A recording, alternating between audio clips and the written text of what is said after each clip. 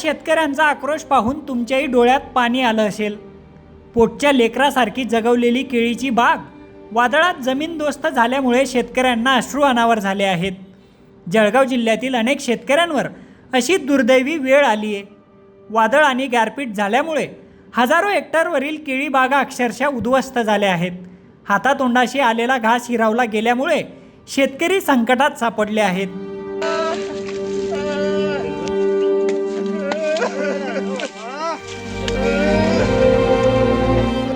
जळगाव जिल्ह्यातील यावल, रावेर आणि मुक्ताईनगर तालुक्यात गेल्या आठवडाभरात 2 ते 3 वेळा वादळी पाऊस पडला। वादळामुळे हजारो हेक्टरवरील केळी बागा भुईसपाट झाल्या आहेत।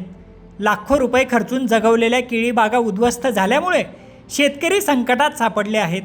शेतीत टाकलेला खर्च निघणं तर सोडा, जमीनदोस्त झालेली केळी बाजूला करून नव्याने शेत तयार करणं देखील शेतकऱ्यांना शक्य नाहीये।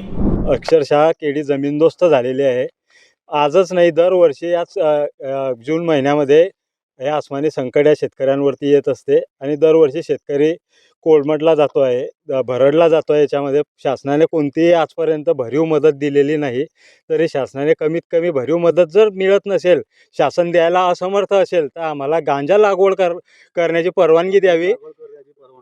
त्यामुळे तरी आम्हाला काहीतरी रोजगार मिळेल किंवा पैसा त्याच्यातून उपलब्ध करता येईल। कारण शासनाने आमच्याकडे पूर्ण दुर्लक्ष केलेलं आहे।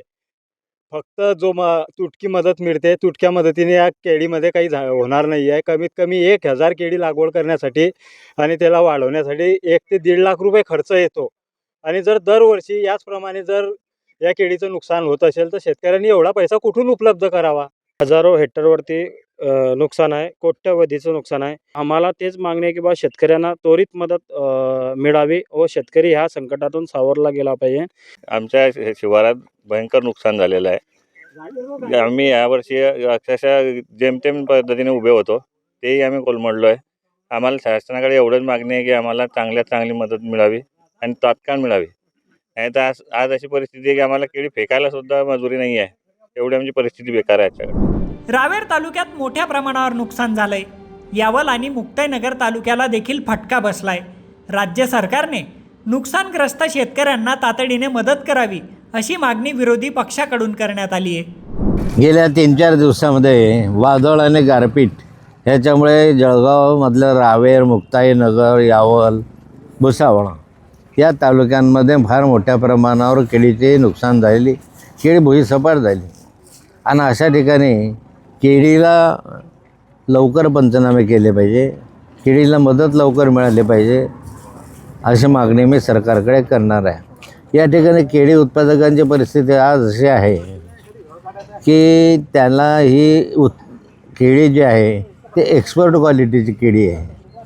30-35 किलो 40 किलोपर्यंत यांचा एक घड आहे आणि अशा स्वरूपामध्ये एवढं भावही बरं आहे।